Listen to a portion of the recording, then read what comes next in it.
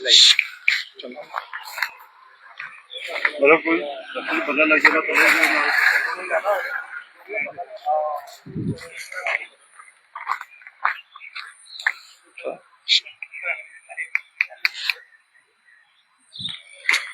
नमस्कार।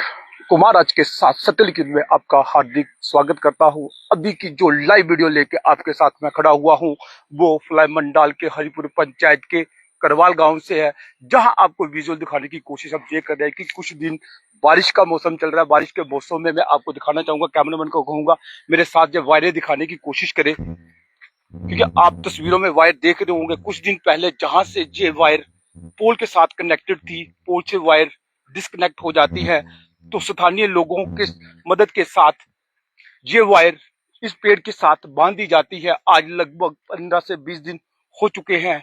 ना तो जहां पे प्रशासनिक तौर पर कोई भी प्रशासन का कोई लाइनमैन जहां पे तारे बदलने नहीं आया। मैं आपको दिखाने की कोशिश करूंगा कि ये जो वायरें कनेक्टेड थी वो किस पोल के साथ थी।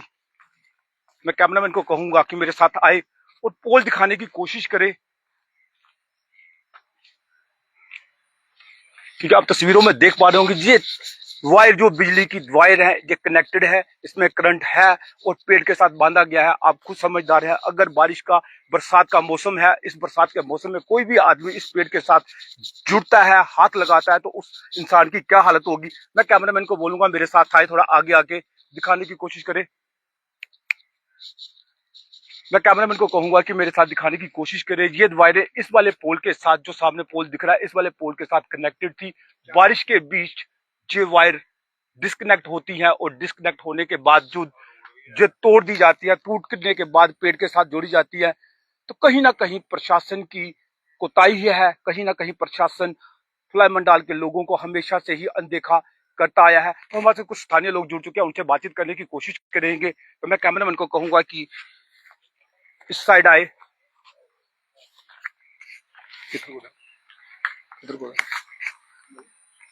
वैसे ये जो कनेक्टेड तारें जो टूटी हुई है, ये कब से टूटी हुई है? ये हो गया कोई 10-15 दिन हो गए। तो आपने लाइनमैन को बताया था? नहीं, बोला था उन्होंने, हमने भी बोला था। वो जो घर वाली बत्ती है वो चला के चले गए। एक्चुअली ये है कि ये तारें बड़ी देर से लगी हुई है, बहुत पुरानी, इनको बदलने की जरूरत है। बार बार टूटती हैं, बार बार लगवाते हैं, लेकिन ये डिपार्टमेंट को हमने बड़ी बार कहा है कि इसको चेंज करो, तो उस पर वो कोई एक्शन नहीं लेते। आते हैं, काम चलाते हैं, चले जाते हैं। तो आप हमारे चैनल के माध्यम से प्रशासन से क्या अपील करेंगे?